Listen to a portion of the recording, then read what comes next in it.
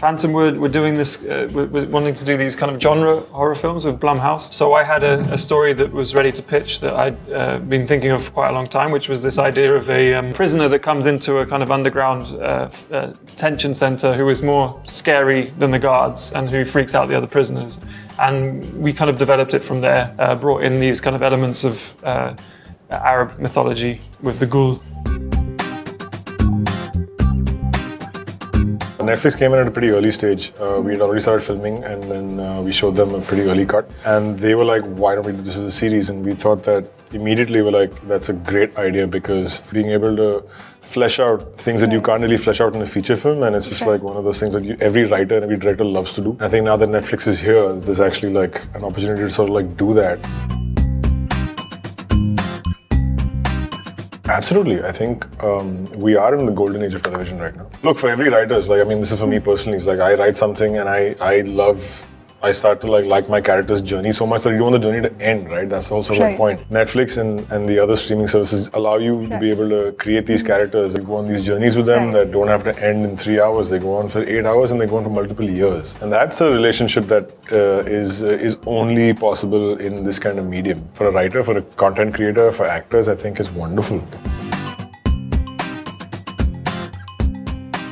Yes and no, in the sense that, yeah, you can sort of like, there's no censorship, so you can say, but I think that we've also got so used to, in a sense, self-censoring stuff for the movies that it's nothing new to us, in a sense. But I personally never had a problem with the censor board, and every time that we have had a problem and stuff like that, we've always managed to fight it and get our way, whether it's with Urta Punjab or any of Anurag's films or any of that stuff. So I do believe that good sense always prevails. I had a few characters in mind when I was writing. One of them being the character of Lakshmi, who was played by Ratnavali.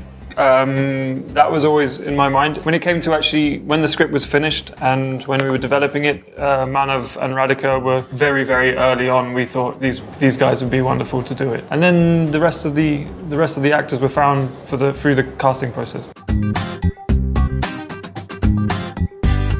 I think the potential for the Ghoul is to actually have multiple seasons, because it's like the potential for that possibilities are infinite. Yeah. You can do lots of stuff with this.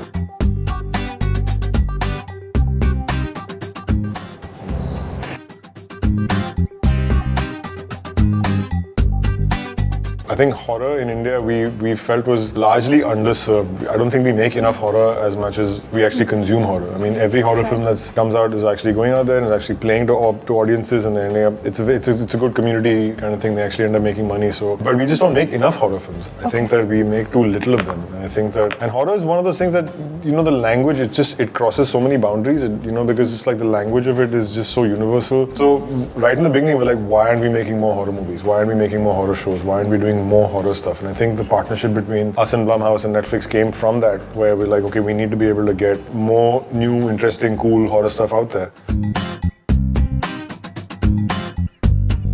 There's been a particular style of horror filmmaking in India, maybe sometimes overplayed, loud music and stuff, but there's also been many great Indian horror films. I suppose with Ghoul, what I personally want to do was make something understated, gritty, grimy, down in the dirt. You know, if you look at a film like The Thing by John Carpenter, it's you know, although it's got these larger-than-life monsters or whatever, it's also kind of very, you know, serious, low-key. The music isn't blasting everything all the time, you know. So that's the kind of thing that we were trying to achieve with Ghoul.